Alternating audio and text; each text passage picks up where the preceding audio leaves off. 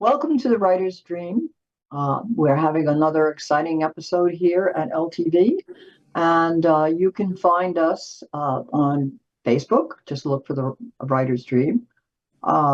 If you want to be on the show and talk about how you write your book and how you publish your book and how you market your book, you could message me through Facebook. We're also on YouTube. Just look for my name, my full name, Linda Maria Frank, and you can find about 200 different interviews with authors. And if you are interested in the nuts and bolts of how books are produced, made, and created, this is the place to go. We're also on LTV. Just click on the videos. And I am locally on Cablevision, Long Island Cablevision. So if you have Cablevision, it's Fridays at 3 o'clock. So today's guest is Alice Ryder Laby. And Alice has been on before. She's a recidivist. She was once before because she has written a romance novel and Dutch. Going Dutch. Going Dutch. I always want to call it Dutch Treat. Going Dutch. Well, either way.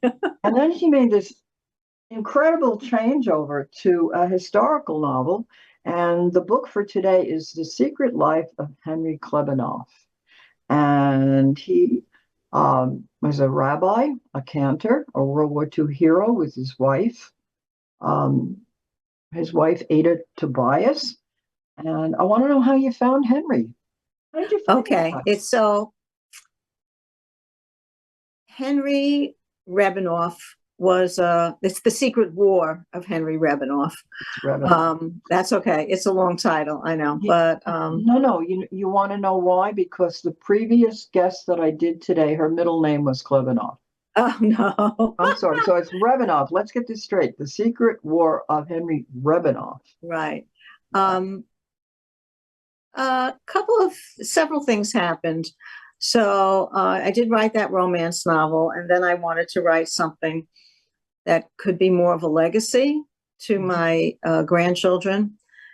And so I started thinking about who would be my hero. And so I'm Jewish and went to Hebrew school and synagogue when I was younger and loved going to synagogue and praying and singing the Hebrew prayers. And who leads the Hebrew prayers but the cantor of the synagogue?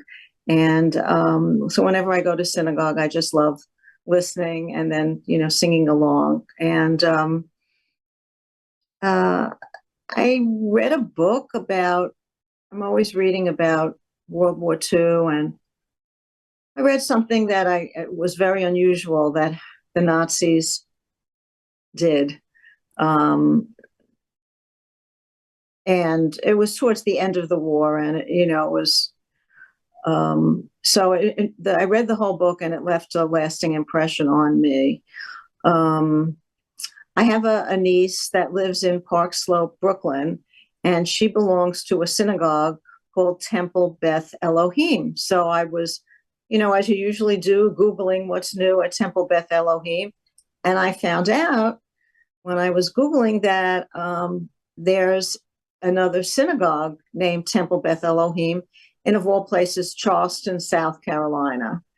And so I started researching the history of the Jews in Charleston, and they go way back to before Revolutionary times, the 1740s. And at one point they called Charleston the Holy City because people of all faiths were welcome there. So you can imagine that, the Jews flocked there. Beautiful harbor city. So they were attracted to the benefits of shipping. And I will admit that they were slave owners like the rest of the Southerners. So Henry Rabinov is born in a coal mining town in Pennsylvania.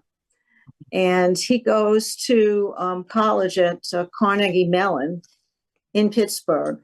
And he is at first majoring in voice and opera, and he knows many languages, Italian and French from college, and also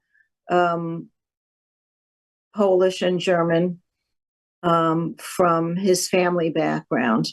But he gets the calling, and in part of the novel, I go back to his childhood, and it tells why he gets the calling. It involves a dog, which of course my favorite creatures are dogs. And he decides to go for higher education in a theological seminary for the Reform movement. So there are three Jewish classifications, if you will. There's Reform, which is the most liberal; Conservative, which is middle of the road; and Orthodox, which is the most observant people. So he goes to a Reform theological seminary, and he's looking to get a job in a city that's near the water, because he lived all his life landlocked, in a coal mining town in Pennsylvania. And so he goes to Charleston, and he applies for a job. The cantor had recently retired. Now, this is 1937, so we're going back a ways. And I put him in a position where, the powers that be of the synagogue, and there's a board of directors, trustees, they don't want to yank. They don't want to yank. They want to keep our Southern gentlemanly, but something happens, and due to a young lady who falls in love with Henry at first sight when he's singing the prayers on a Friday night, and he becomes cantor there at Temple Beth Elohim in Charleston, which I've actually visited. I have a friend that lives in Charlotte, North Carolina, about 4 hours north, so we went there. It's really nice. It's just a beautiful city, and I try and incorporate some of that into the narrative about the city. And so how does he get involved in World War II? Okay, so Henry is keeping focus on what's happening with the Jews in Europe, and he's very much affected by the Kristallnacht, which is in November of 1938, how German and Austrian Jews their synagogues are shattered, their businesses are shattered, some of them are taken into custody, and he very much he wants to do something, but at this point he has a family, and but then Pearl Harbor happens, and he volunteers, and he does something which is unusual for a clergy person, and he wants active duty. So he goes up north, the north part of South Carolina, where there's recruitment and training. And at first they're like, why does this man want to do this? And then they realize what they have in their hands is a man that is multilingual, which is kind of unusual for an American. And they say, the Brits can use you. And they sent him over to England, and he trains, in the Secret Service. And then, so the novel progresses from there. Henry's experiences. I will say that Henry's a hero, but there's another hero of the story too. His wife, right? Excuse me? His wife? Well, his wife is very heroic in that she waits for him. But it's another man that is an American soldier. And he does something that's very heroic. And then the story progresses from there. What does Henry do in England to train people? What is his actual Well, job? he's being trained. As He's what? trained. Yeah, he's trained as a Spy? spy. Yeah. Okay. Mhm. So this would be the SEO. Right. OAS, I think. Isn't it Well, OAS? American is OSS and Oh, British is SEO. okay. Yeah. So, and he has some experiences doing that. We. I wanted to read a couple of reviews, so it can kind of give you a better idea, perhaps, of Yeah, go for it. what people think about the book. And one of the reviews says, an epic story of romance in a time of war, page turner tearjerker of a book. Yeah, I have that one. And what was very nice is a woman named Linda Burkhart. She's a scholar in residence of the Holocaust Museum on Long Island, Holocaust Museum of Tolerance. And she read the book and she says, an excellent read filled with historic facts and dynamic characters, very readable, good plotting of characters that seem real. And then here's one from a gentleman. The book is a cultural medley describing the Jewish community in the South. The characters' development was fantastic, enjoyable to read. So I feel very blessed to have gotten those reviews. And it's quite a story. So let me ask you about the research. Sure. How did you go about once you found Henry? You obviously visited his synagogue, and what other research did you have to get involved in? Because research is really, to me, the most important part of a book. I don't care what story you're telling, even if it's you talking about your grandmother's recipes. What really fleshes out the book is the research you do on background. So how did you? I know you're good at research, so please share. Okay. A while back, I read a book. It's called A Hero of Our Own. It is a true biography of an American named Varian Fry. Most people haven't heard of him. And actually, I dedicate the book to him. Varian Fry, Fry. Yeah. He came to Marseille on a mission to rescue cultural and artistic people from the hands of what would soon be the grip of the Nazis in Vichy France. And reading that book, I realized there was a lot involved in saving people. Yes. And unfortunately, he got called back after a year or so. He was actually too good at it. And the State Department, being the State Department of the United States at that time, called him back and said, if you don't come back, we're going to revoke your passport, because he was doing things on the sly to save people. He saved people like Marc Chagall, the famous Jewish wonderful artist. He had to convince him to leave his beloved France, he and his wife. So from that, I learned something about, secrets and espionage, and that helped me develop the character.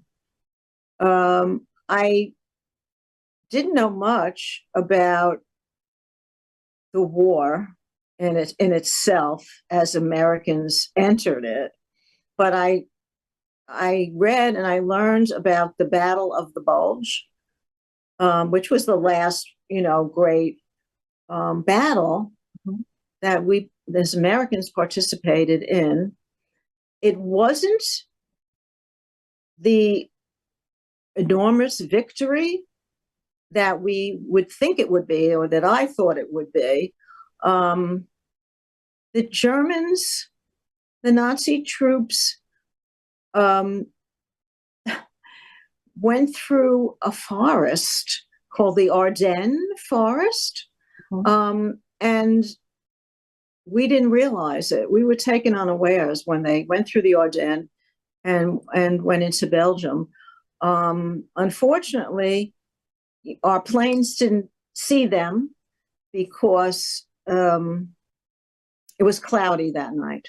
We didn't have the radar that we have now.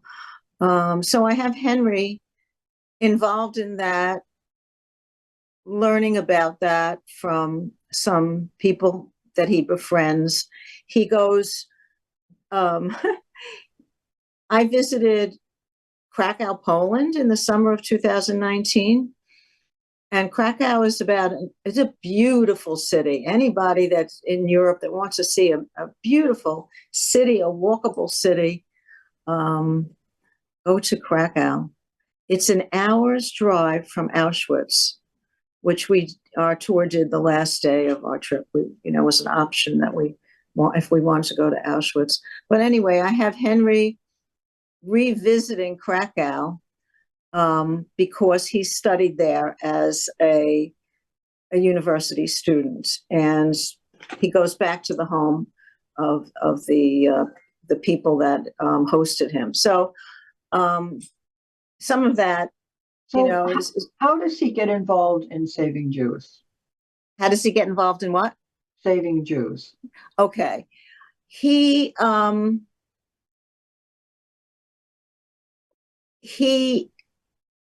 is on a mission. It's a mission to bomb certain certain fortifications of the Germans in Romania, and to bomb a train. And he lands there. He forces the pilot that he's with to land him there, to parachute him there. And, when you're writing historical fiction, sometimes you can go out on a limb. So I went out on a limb for that. When he gets there, he realizes that the Jews of Romania are being put on the trains bound for concentration camps, in this case Auschwitz. And it's true, that's what happened. And the dates that I put it in, and I date every chapter has a date and a year and a place. So that's what he's involved in. He's involved Henry, and that's one of the things he's involved in. And that's pretty much towards the end of the war, right? Yeah. Okay. Yeah. I have two really important questions that I want to ask you about this. Sure. One of them is, many books are written about saving Jews during and after World War II, and movies as well. What makes your book stand out from all of those books? I think each story has its specialness, its validity. And because of something that happens to Henry in the book, which I don't want to, because it gives away, No, don't give anything away, but something but special about him. Subsequent to what happens to Henry, what the important thing that he does is gathering together after the war, right after the war, Jews in displaced person camps, DP camps, some of which are in Italy, and especially orphans. And he gathers them together and finds out that there's a ship bound for Palestine. So he is very successful in doing that. So it's not the dramatic, although he does save a few people from Auschwitz, he realizes that he can't do all that much. But after the war, I think what's significant for Henry is that he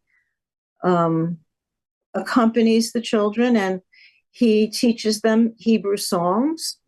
He lives with them once he gets to Palestine, he lives with them on what is called a kibbutz. It's a communal farm.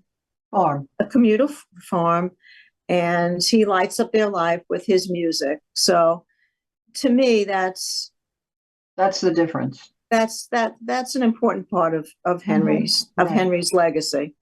Right. It's what we hear a lot about what happened during, but we don't hear all that much about what happened after. Yeah, and it's.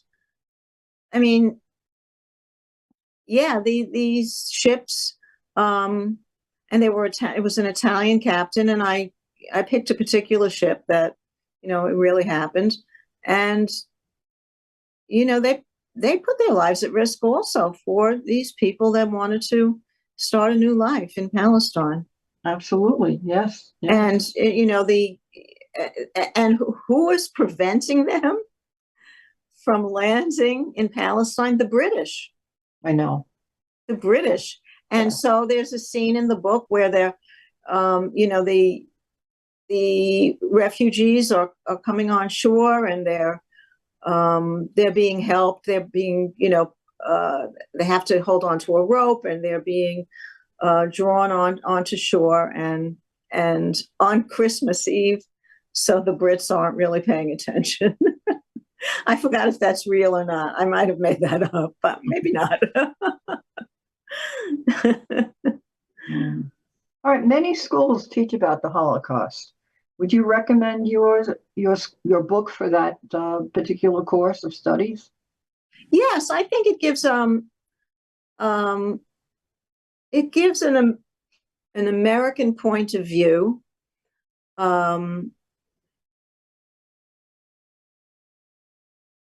Okay, so I have a particular view of President Roosevelt. May he rest in peace. Franklin D. Roosevelt did not do what he could for the Jews. So yeah, exactly, you're right. And historically speaking, yes. So I underlined that in the book. Mm-hmm. But we have people like Henry Rabinov that are helping Jews. So there was, and I mentioned it in the book, there was a ship called the St. Louis. Are you familiar with that ship? Yes. Yeah. So Roosevelt could have opened his arms to the almost 900 people on board, mostly German Jews, when they were not allowed to land in Havana, Cuba. Mm-hmm. As it turned out, there's a wonderful organization called the Joint Distribution Committee, the JDC, and they negotiated for those people to, some landed and were able to go to London and, and France and the Netherlands, some of whom survived. There were eventual survivors, not as many as there could have been had Roosevelt opened up the doors in Miami and said, please come. So I know that's sometimes that's a part of the Jewish story that is not that well known, at least when I learned about it. For my father, who emigrated to the United States in 1934, when Roosevelt was president, Roosevelt was a hero to him. Mm-hmm. I'm glad he had that hero, but Yeah, but you told the truth. And Alice, we have about 2 minutes left. Oh my! One not. And I'd like you to sum up and say whatever it is that you haven't said about the book. I think that certainly schools can be your market if we're going to think about the mercenary end of publishing a book. And I'm sure, have you done any talks at synagogues, etc.? Yes, I've done talks at synagogues and Hadassah meetings, and I have one scheduled for a book club. Good. And and I'm also working with someone that's going to help me market the book. So I'm happy about that. So what would you say is like your absolute best experience writing this book? Best experience writing the book? Was it the research? Was it meeting people? What was it? I like meeting people. And actually, my presentation, I've developed partly is with the story of the book, and partly is about my family's Eastern European history, which I'm, researching all the time, trying to find out. There's a lot of missing pieces. And because my father never spoke about his life in Poland, in interwar Poland. So I through music and klezmer music and other stories that people have passed down, I'm finding out more about my family. So, and then it becomes even more important to me But that's your next book, isn't it?